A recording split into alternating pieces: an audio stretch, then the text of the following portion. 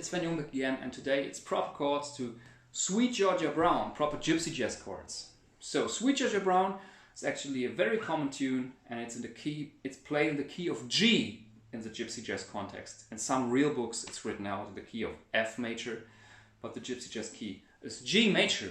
And I will play some chords to show. 1, 2, 1, 2, 3, 4.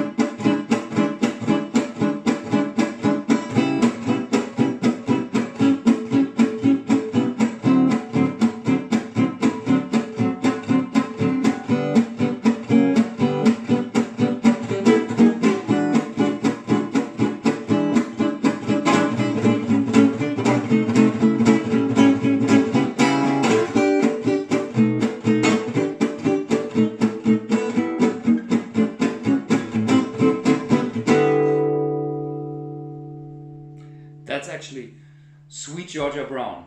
Well, it starts with the E major chord, E dominant 7 chord, I'm sorry. So it starts somehow on the 6. The 6 of G major would be E minor, but now we play E dominant 7. And Sweet Georgia Brown is actually part B of rhythm changes. It starts with the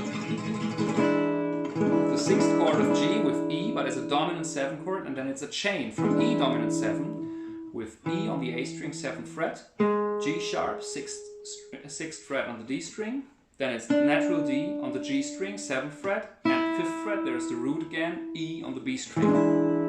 And then we go to A dominant 7, but in gypsy jazz we won't play the bar chord, we would play probably that chord. The thumb is in the bass playing A. The A string is muted with the thumb as well, or you can also mute it with the first finger, playing G on the D string, 5th fret. Then the ring finger is playing C sharp on the G string, 6th fret. And on the 5th fret we got the 5th E. And the upper E string is also muted. So a chord that I substitute all the time, or that I substitute all the time for A dominant 7 is C half diminished, which is actually the same than A dominant 7/9. In gypsy jazz, you usually in books it's shown like that, with C sharp on the A string, 4th fret. Then we got on the D string, 5th fret, the G. Then we got natural B, which is the 9 of A, on the G string, 4th fret. And pinky is playing E on the B string. You could even play the root with the thumb in the bass, but usually I don't do it. And I mute the E string with my first finger. In gypsy jazz, a lot of times that chord is played. Django played that chord like this somehow. So he played with 2 fingers, I think, and then picking the leftover of his 3rd and 4th finger to play these 2 notes. I'm not sure. I think something like that. So, well, and this is the chord that I'm playing for A dominant 7. Then A dominant 7 leads to D dominant 7. These are all secondary dominants, right? E dominant 7 leading to A leading to D. So for D I'm actually playing the same chord that I had for E dominant 7 before, only the 5th fret. And then comes the release, the tonic G6. There are several ways to play it. The thumb could pick the root. We could play with 2 fingers, D and G in the 5th fret on A and D string, then natural B, which is the 3rd of G, and the 6th up here, 5th fret on the B string. We could also do that with less fingers by playing D and G with the 2nd finger at the same time. This is pretty tricky, but it's worth learning it, because actually in gypsy jazz everybody does it. Don't be afraid to learn new chords. A lot of times people write to me like, I can't do it. Is there a variation if I can't do it? And the answer is that you can do it. You can do it actually on every guitar. I can also do it on a nylon string guitar. It's just practice. But it's a way of, you know, once you get used to a way of playing, we have a tendency, me too, I think most players, to keep that. And you know, and this is like, of course, this is in the way if you want to improve your abilities, you know, so just, you can try it and I'm sure you will succeed. A lot of players do it not only in gypsy jazz context. For example, Tommy Emmanuel, when he plays an A minor chord, he plays it with one finger. And this is also the way that he plays the E minor chord. And this is also the way that he plays the A minor chord. And the result is that he got 2 fingers more for his melody playing.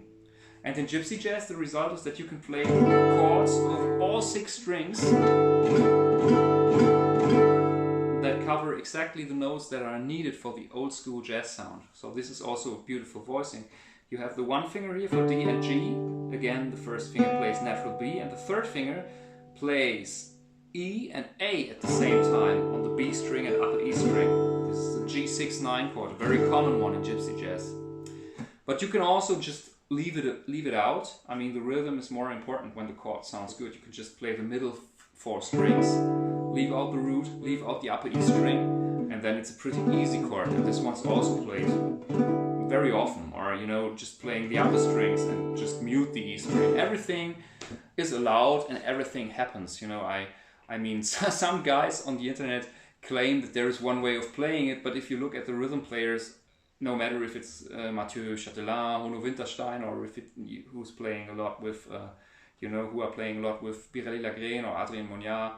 I play it that way, also playing a lot with good players, play a lot with Joshua Stefan, and you know, it's absolutely okay to change it. There is not one way, and there is no one way which is best. You can pick all these chords. You can even play this chord, you know, it's not so typical in gypsy jazz. This is the normal jazz 6 voicing, but it's still very common and it's still played also in gypsy jazz. You know, for example, when you end up on the G, there's a lot of things that you can do. For example, you can play E dominant 7, then you play A dominant 7, I'm substituting it, D, and now I have a very long time, like 4 bars or 2 bars, what is it? 4 bars of G, I think. And then you can do some movements. One thing that I did in the introduction was, and then I go back to E. Just move it along chromatically. But you can also play some diatonic stuff, and that would be like stuff like that. Sounds a bit like the intro of Hungaria. You know, you go from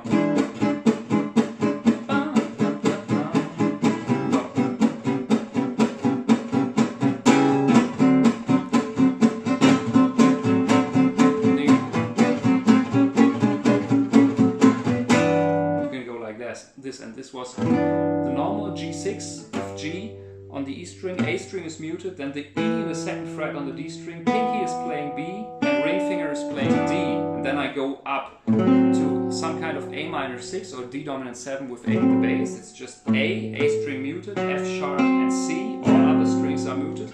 I move this up to A sharp, or if you want to see it like this, to B flat. And then I go to G with B in the bass. This is a very nice thing that you can do.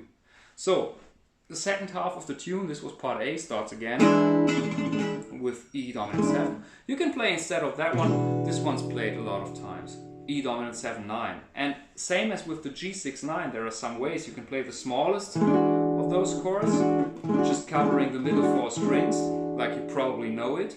You can use the ring finger with a mini bar chord to cover 3 strings, so you got the 5th up here, the B, the 7th fret on the E string, and you can use your 2nd finger, place it between E and A string, and so you will cover all 6 strings, like that. So next opportunity for A dominant 7 to show you something new, you could play that one, or that one. This is pretty much the same than this one. Again, now I'm covering E and A with my ring finger. It's just the bar chord with the pinky playing the 7, the G up here at the 8th fret on the B string.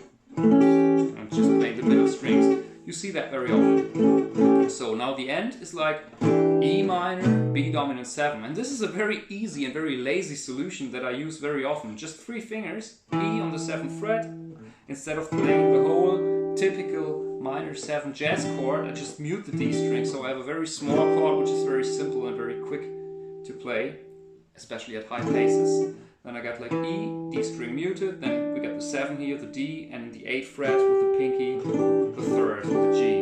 And so if you move that chord up to the E string, then you got B dominant 7, that will be dominant 7. But you can also play, of course, that one. There's a lot of options. You had that before. You can play that one, which would be the same than A. Instead of the E minor 7, you can play an E minor triad. You can. There are a lot of options actually. You can play the E minor bar chord. Everything is allowed here, you know. But this one is a very common gypsy jazz voicing or that one. You can substitute the B dominant 7 with a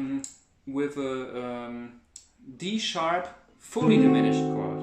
I often do this too, because it's very easy to change from E minor to that D sharp diminished. With D sharp on the 6th fret on the A string, then on the D string, 7th fret we got the A, then we got with the 1st finger the C, 5th fret on the G string, and the pinky is playing F sharp. And this is a substitution for B dominant 7 flat 9.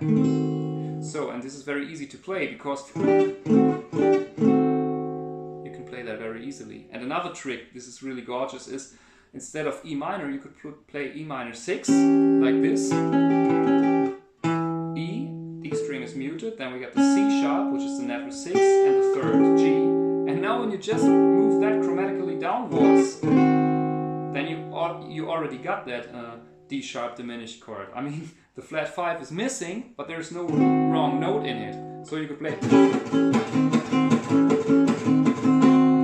Final movement, we go from G chromatically to E dominant 7, but the G is not a dominant chord, so I play here G, 6, 9 from the A string. The middle finger is covering D and G at the same time. You can only go for G if it's too difficult in the beginning.